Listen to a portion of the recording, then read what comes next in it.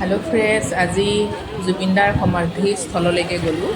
ইমান মানুহ নহয়, মানুহে ঠেলা হৈছে জুবিনদাৰ সেই বস্তুটো চাবলৈকে, বহুত ঠেলা হৈছে আৰু ইমান জনতা আজি মৃত্যুৰ পিছতো ইমান মানুহে তেওঁক চাবলৈ হেঁপাহ।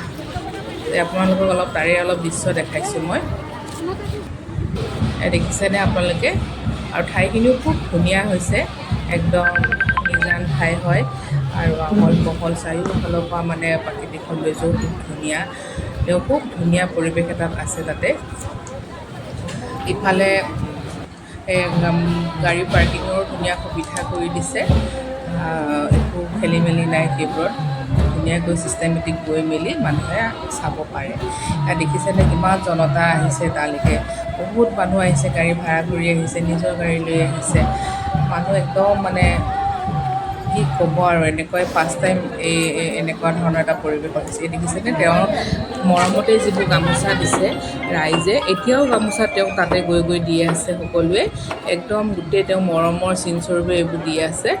ভৰ্তি হৈ গৈছে গামোচাবোৰ, চাওকচোন আপোনালোকে। সকলোৱে, কোনোৱে কান্দিছে, এখন গামোচা দিছে, কোনোৱে চাকি জ্বলাইছে, ধূপ দিছে। শ্মশান বুলি আপুনি ক'ব নোৱাৰে, তাতে এটা একদম মন্দিৰৰ পৰিৱেশ এটা হৈছে খুব ধুনীয়াকৈ। এনেকুৱা এটা পৰিৱেশত তেওঁ মৃত্যুৰ পিছতো যে পাইছে, সঁচাকৈ তেওঁ ভগৱানৰ তুল্য। সেইকাৰণে ইমান জনসাধাৰণে তেওঁক মৰম চেনেহ দয়া তেওঁলৈ আগবঢ়াইছে।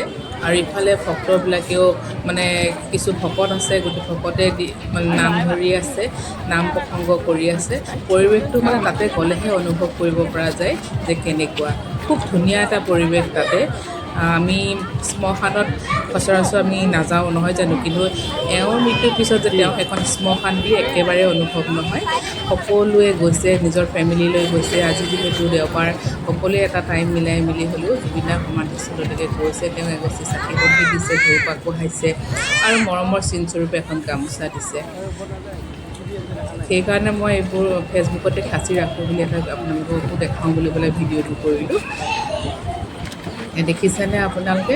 সকলোৱে ফটো মাৰা, ভিডিঅ' কৰা, এইবোৰতে ব্যস্ত আছে। কি ক'ব, এইফালে নামৰ পৰিৱেশ এটাও আছে। ভকতবিলাকে খুব ধুনীয়াকৈ নাম ধৰি আছে। সঁচাকৈ তাতে গৈ বহুত ভাল লাগিল। শ্মশানত গৈছোঁ বুলি অকণমানো অনুভৱ নহয়, এটা মন্দিৰত যোৱা যেন অনুভৱ হয়।